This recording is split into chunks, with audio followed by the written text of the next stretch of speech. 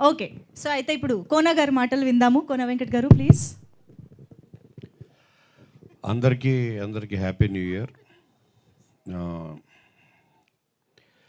జనరల్గా మన సముద్రంలో ముత్యాలు దొరుకుతాయి, మీ అందరూ తెలుసు. ఎంత లోతుకి వెళ్తే నాకు అమెరికాలో ఆణిముత్యాలు దొరికాయి. అమెరికాలో దొరికిన ఎన్నో ఆణిముత్యాల్లో ఒకటి ప్రవీణ్ లక్కరాజు, ఒకటి శివా తుర్లపాటి, ఇంకొకటి మా లిరిసిస్ట్ శ్రీజో. మీ అందరికి ఫేవరెట్ సాంగ్ అడిగి అంటే మీ బాగా అంటే నేను యూఎస్కి వెళ్ళినప్పుడల్లా ఒక్కొక్క ఆణిముత్యాన్ని నేను తీసుకొస్తూ ఉన్నాను, ఇంపోర్ట్ చేసుకున్నా. అలాగ చాలామంది తెచ్చేపటికి. సో అలాగా నాకు ఫస్ట్ నేను ఒక షార్ట్ ఫిల్మ్ చేయాలని నేను ఒక హాలిడేకి వెళ్ళినప్పుడు ఖాళీగా ఉండలేక అనుకున్నప్పుడు నేను ఒక షార్ట్ ఫిల్మ్ చేశా. దాని పేరు రామ్ అండ్ జూలియట్. సో దాంట్లో సాంగ్స్ కూడా పెట్టా. ఆ సాంగ్స్ అప్పుడు కాంటాక్ట్ చేసింది, అప్పుడు నాకు పరిచయం అయిందే శివ. అలాగా ఐ థింక్ ఇట్ వాజ్ 2008, 2009. అప్పటి నుంచి శివతో ట్రావెల్ మేము చేసిన అన్ని మూవీస్లో తనకి. సో చాలామందికి డ్రీమ్స్ ఉంటాయి. నేను నా దీంట్లో చెప్తుంటా, మనీష్ ఇండస్ట్రీకి వచ్చిన ఈరోజు ఉన్న ప్రతి వాళ్ళకి ఏంటంటే వాళ్ళు స్టడీస్ అప్పుడు, డిగ్రీ అప్పుడు, తర్వాత జాబ్ చేయాల్సి వచ్చినప్పుడు ఇంట్లో నుంచి ఒక ప్రెషర్ ఉంటుంది. మైండ్కి హార్ట్కి ఒక వార్ ఉంటుంది, యుద్ధం. యువర్ హార్ట్ సేస్ నీకు నచ్చిన పని చేయి, యువర్ మైండ్ సేస్ నీకు వచ్చిన పని చేయి. ఇంట్లో వాళ్ళు నీకు జాబ్ వచ్చింది చెయ్యి. సో మనం లైఫ్లో త్వరగా సెటిల్ అవ్వాలంటే మనం ఏదో ఒక ఉద్యోగం వెతుక్కోవాలి. Passion will take a back seat. అలాగా అమెరికాలో ఉన్న 90% మంది నాకు తగిలిన వాళ్ళు ఉన్న ఎన్ఆర్ఐస్, సాఫ్ట్వేర్ ఇంజనీర్స్, దాంట్లో చాలామంది ఇప్పుడిప్పుడే మైగ్రేట్ అయిపోతున్నారు. ప్రవీణ్ కూడా ఇప్పుడు టోటల్గా వచ్చేసాడు ఇక్కడికి ఆఫ్టర్ 18 years, 20 years తర్వాత. అంటే వాళ్ళ ప్యాషన్, వాళ్ళ యాక్చువల్ సినిమా. కానీ నేను దాంట్లో ట్రై చేసుకుంటానంటే నేను అన్ని లక్షలు పెట్టి చదివించి ఇంజనీరింగ్ చేయించి నువ్వేంటారా ఇక్కడ సినిమా అని కృష్ణనగర్లో నువ్వు బజ్జీలు అమ్ముకుంటావు చివరికి అని ఇంట్లో వాళ్ళు బలవంతంగా తోస్తే వెళ్ళిపోయిన బ్యాచ్లు ఎంతోమంది ఉన్నారు. అలాగే ఇంకా ఇక్కడ రాదులే మనకి ఛాన్స్, ఇంత కాంపిటేటివ్ వరల్డ్, దీంట్లో ఇంపాసిబుల్ అని ఆ నమ్మకం పోయి, బట్ ప్యాషన్ మాత్రం చావదు, అది మనతో పాటే వస్తుంది. అలా వెళ్ళిన ఎంతోమందిలో కొద్దిమందిని నేను అక్కడ మీట్ అవ్వగలిగాను. సో నేను వాళ్ళకు ఛాన్స్ ఇవ్వగలిగాను. వాళ్ళల్లోనే వీళ్ళందరూ ఉన్నారు. And now coming back to Gitanjali అన్నది నాకు గీతాంజలి అప్పటికే నాకు చాలా సినిమాలు అప్పటికే ఐ థింక్ అరౌండ్ 45 ఫిలిమ్స్ అయిపోయాయి, ఇంక్లూడింగ్ అమ్మ నాన్న తమిళమ్మాయి, ఢీ, రెడీ, దూకుడు, బాద్షా, అదూర్స్, ఇక అవి ఇవేరు కాదు, అన్నీ అయిపోయినాయి. అయిపోయిన తర్వాత కమర్షియల్ ఫిలిమ్స్ చేస్తూ ఒక ప్రవాహంలో కొట్టుకుపోతూ ఉన్నప్పుడు దాని నుంచి బయటకు వచ్చి మనమంటూ ఒక గుర్తింపు యాజ్ రైటర్గా వచ్చింది. దాన్ని ఒక కాన్సెప్ట్ ఫిలిమ్స్ ఏదో ఒకటి ఒక ట్రెండ్ సెట్ చేసి ఫిలిం ఏదైనా చేయాలి అన్నది, వితౌట్ నెంబర్ గేమ్ అన్ని కోట్లు కలెక్ట్ చేసింది, అక్కడ అన్ని థియేటర్స్లో ఆడింది. ఇటువంటి ట్యాగ్ లైన్స్ లేకుండా ఒక మంచి ఫిలిం చేయాలి అనుకున్నప్పుడు నా దగ్గరికి అప్పుడు వచ్చాడు సీను. గీతాంజలికి ఆద్యుడు సీను ఆ రాజ్ కిరణ్ అని ఆ డైరెక్టర్ని తీసుకుని వచ్చి అన్న, అప్పటికే ఏంటి సీన్లో ఉన్న ఒక గొప్ప క్వాలిటీ ఏంటంటే తను మంచి స్టోరీ విన్నా, ఒక టాలెంట్ తను చూసినా, తన పరిచయమైన వాళ్ళకి ఎలాగోలాగా లైఫ్ ఇవ్వాలి, వాళ్ళని ప్రపంచాన్ని పరిచయం చేయాలనుకునే ఒక గొప్ప క్వాలిటీ ఉంది. That comes out of passion for cinema. అలాగ సీను ఆ డైరెక్టర్ని తీసుకుని ఒక స్టోరీ తీసుకుని నా దగ్గరికి వచ్చాడు. అప్పుడు తను Gitanjali it was a pure horror film, pure horror అది. అప్పుడు ఆ కథ చెప్పాడు నాకు. నేను చెప్పినప్పుడు సీన్తో అన్నాను, సీను నాకు స్టోరీ ఉన్న పాయింట్ నచ్చింది, బట్ నేను serious horror films is not my cup of tea. అది నా టేస్ట్ కాదు, నేను దానికి న్యాయం చేయలేను.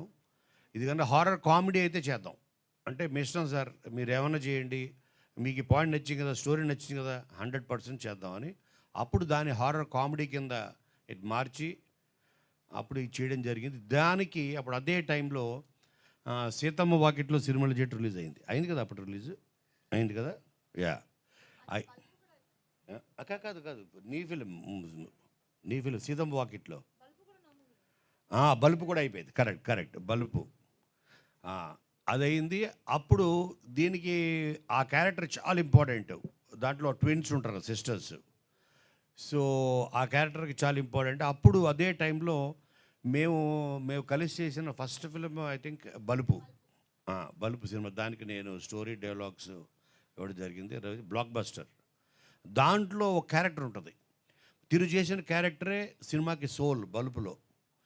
సో తన వల్లే ఆ స్టోరీ పుట్టింది, ఆ క్యారెక్టర్ వల్లే రవితేజ్కి ఒక గోల్ వస్తుంది, అదే బలుపు. ఆ క్యారెక్టరు మా గీతాంజలిలో ఉన్న క్యారెక్టరు చాలా దగ్గరగా ఉంటాయి. అందుకనే తను పర్ఫెక్ట్ అని నాకు అనిపించి అలాగా గీతాంజలి టేక్ ఆఫ్ అయింది. అయిన తర్వాత అప్పుడు ఈ రోజుకి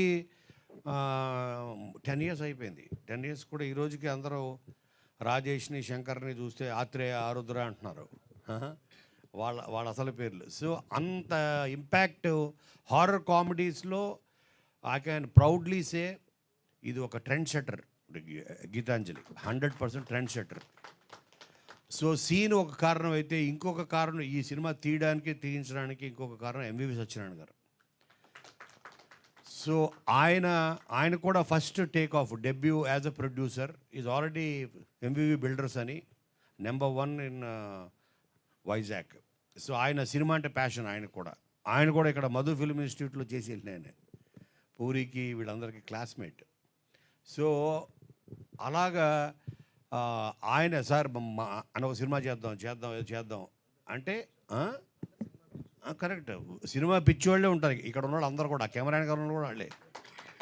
సినిమా ఇండస్ట్రీలో వచ్చేది సినిమా పిచ్చి వాళ్ళే వస్తారు, ఇంక్లూడింగ్ లైట్ మెన్లు కూడా. అందుకని సినిమా అన్నది చాలా గొప్పది, ఎందుకంటే అందరినీ లైక్ మైండెడ్ పీపుల్ని ఒక దగ్గర చేరుస్తుంది. అంత గొప్ప శక్తి ఉంది సినిమాకి. అలాగే గీతాంజలి మా అందరికీ, నాకు ఎస్పెషలీ యాజ్ రైటర్గా అప్పటికే ఏంటి మన మీడియా మిత్రులు కొంతమంది రాయడం స్టార్ట్ చేశారు, టెంప్లెట్ ఇక నువ్వు బకరా కామెడీలు వదలవా అనేసి ఆ దూకుడులో అది ఢీ నుంచి నువ్వు పట్టుకున్నావు. ఇలాగా పీపుల్ స్టార్టెడ్ ఓ టెంప్లెట్ అయిపోయింది.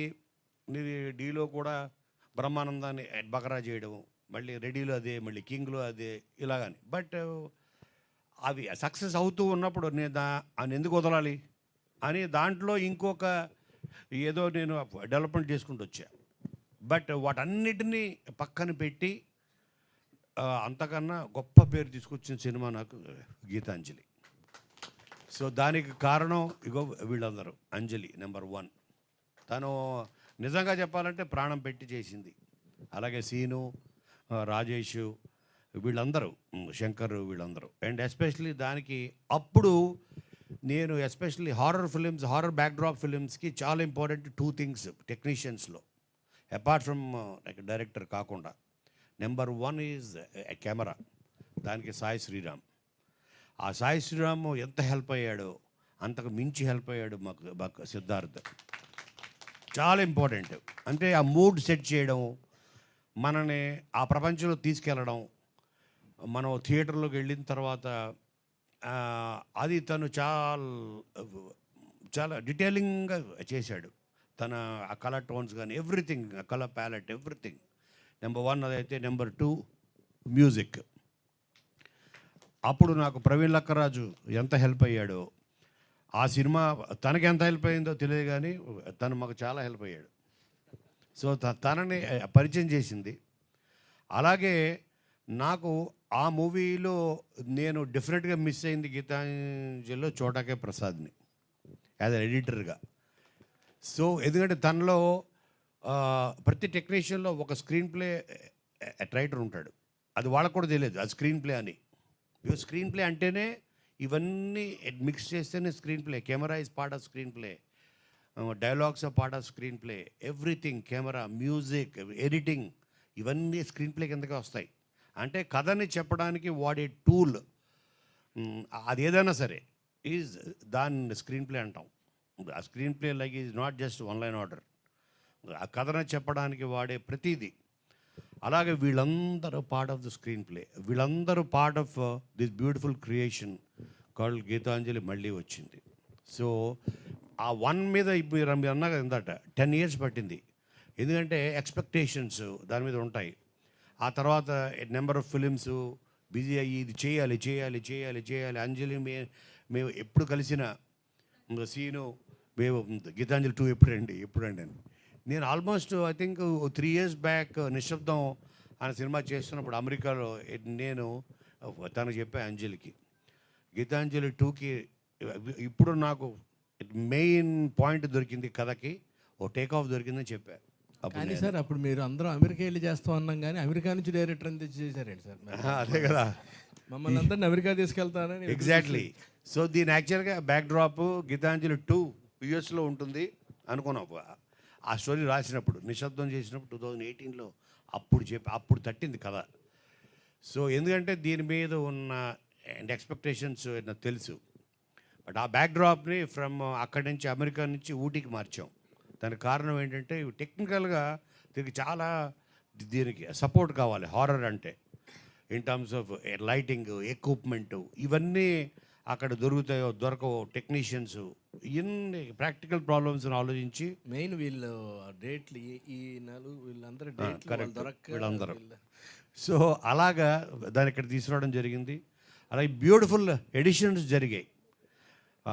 గీతాంజలి మళ్ళీ వచ్చి ఇందులో ఆ బ్యూటిఫుల్ ఎడిషన్సే వీళ్ళు సత్య ఇందులో, అలాగే సునీల్ యాజ్ నిన్న లుక్ రివీల్ చేసాం, కిల్లర్ నాని. సో వీళ్ళందరూ అలాగే మన రవికృష్ణ, అలాగే మలయాళం ఇండస్ట్రీ నుంచి రాహుల్ మాధవ్ అనే ఒక యాక్టర్ని పరిచయం చేస్తున్నాం. ఓకే, తను ఇందులో లేడు, తనకు ఒక సపరేట్ ఇంట్రో లుక్ రివీలింగ్ ఉంది. Like he's like Fahadh Faasil, అంత వెరీ గుడ్ యాక్టర్. సో అలాగే Ali plays a very very very key role. అలా beautiful editions, number of layers, అటు కామెడీ మీరు ఏదైతే ఊహించి వస్తారో దాన్ని 100కి 100 మిమ్మల్ని సాటిస్ఫై చేసి థియేటర్ నుంచి వీళ్ళందరూ కలిసి మిమ్మల్ని సాటిస్ఫై చేసి నవ్వించి కింద పడి దొర్లించి మిమ్మల్ని బయటికి పంపిస్తారు, నో డౌట్. ఇందులో అంటే అంత కాన్ఫిడెంట్గా ఈ సినిమా ఆల్రెడీ కట్ చేసిన ఫస్ట్ మాట్లాడు కదా ప్రసాద్, వీళ్ళందరి ఫేస్లో చూడండి ఆ కాన్ఫిడెన్స్ కనబడుతుంది మీకు. ఎందుకంటే సినిమా వీళ్ళు చేసిన వాళ్ళే కాదు, చూసిన వాళ్ళు కూడా. సో కాబట్టి దీనికి biggest asset once again thank you Anjali. And అప్పటికి ఇప్పటికీ నేను చూస్తే ఇదేంటి వీళ్ళు ఇంకా 10 years తర్వాత మళ్ళీ నేను ట్రైలర్ చూస్తే యాజ్ ఇట్ ఈజ్ ఉన్నారు. ఎట్లా వీళ్ళు దే స్టాప్డ్ ఇన్ టైం, వాళ్ళు fantastic. So great job guys. ఇంకా చాలా ఈవెంట్స్ ఉంటాయి, మళ్ళీ మాట్లాడుకుందాం. అండ్ ఇక్కడ లేని వాళ్ళు కూడా అందరూ they have done a great job. వీళ్ళందరినీ షూటింగ్లో మేము కెమెరా ముందు తీసుకురావడమే కష్టం అనుకుంటే ఈవెంట్స్ తీసుకురావడం ఇంకా కష్టం అర్థమైంది. నేను అందుకే వద్దురా బాబు అనుకున్నాను. నేను ఇంతమంది కానీ స్టోరీ డిమాండ్ చేసింది, ఏం చేద్దాం. ఆ స్టోరీ డిమాండ్ చేయడం వల్ల అంతమందిని పెట్టుకున్నాం. వాళ్ళు రారు, వాళ్ళు షార్ట్కే రారు, ఈవెంట్కి ఏమొస్తారు చెప్పండి. సో అందుకని ఆ పోస్టర్లో పెట్టేశాం. వాళ్ళందరూ ఇక్కడే ఉన్నట్టు ఈవెంట్లో ఉన్నట్టు ఊహించు.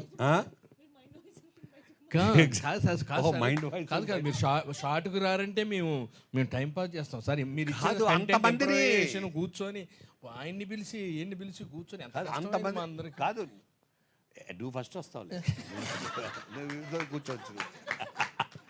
సో కాబట్టి చాలా అల్లరల్లరగా జరిగింది. మీరు చూడండి ఇందులో ఉన్న ప్రతి క్యారెక్టర్, ఆలీ, సునీల్, సత్య ఎస్పెషల్, వీళ్ళందరూ ఎక్స్ట్రాడినరీ రోల్స్. ఇంకో character Ravishankar, he played a terrific character. Ravishankar, Sai Ravi అంటాం కదా తను. సో అలాగే ఈ సినిమా మా శివకి చాలా పెద్ద బ్రేక్ అవుతుంది అని నేను బలంగా నమ్ముతున్నా.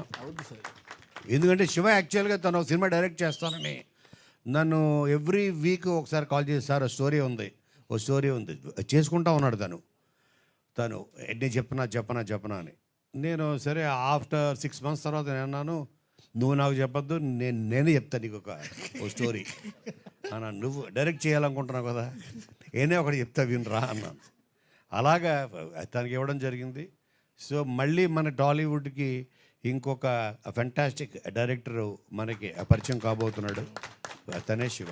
So thank you everybody. ఇంకా కమింగ్ ఈవెంట్స్లో చాలా షాండ్లర్లో క్యారెక్టర్ ఉంది, ఆ మెట్లో క్యారెక్టర్ ఉంది, ఆ కిటికీల్లో క్యారెక్టర్లు ఉంటాయి. So thank you so much అందరికీ. Wait for the teaser.